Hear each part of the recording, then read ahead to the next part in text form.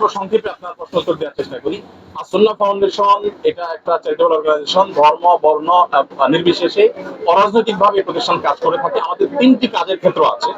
আমাদের প্রথম কাজের ক্ষেত্র হলো আমরা সেবামূলক কাজ করছি, আরেকটা কাজের ক্ষেত্র শিক্ষামূলক কাজ করছি, আর আরেকটা কাজ হলো ইসলামী দাওয়া বা প্রচারমূলক কাজ করছি। আমরা ইসলামের সঠিক বার্তাটা পৌঁছে দিতে চাই ঘরে ঘরে, যাতে মানুষ পিওর ইসলামটা সঠিক ইসলামের সঠিক বার্তাটা জানতে পারে। আবার সেই সাথে শিক্ষার ক্ষেত্রে বিশেষ করে আপনার নীতিনৈতিকতার যে অভাব ঘাটতি রয়েছে, এই জায়গাটা আমরা একটু ফোকাস দিতে চাই। স্পেশাল আমাদের মনোযোগ হলো যে আমরা সেবামূলক কাজ করতে চাই। সেবামূলক কাজের মধ্যে সত্যি বলতে অনেক বন্যা হোক আর আমরা অনেক প্রাণের কাজ করতে চাই, এটা মোটেও আমরা চাই না, এটা আমাদের আকাঙ্ক্ষা না।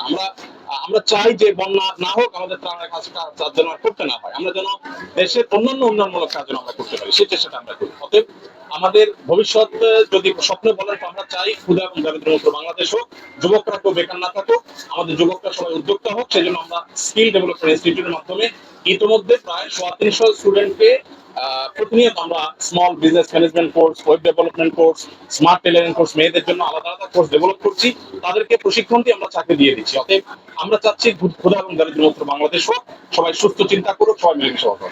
শেষ একটা প্রশ্ন করতে চাই।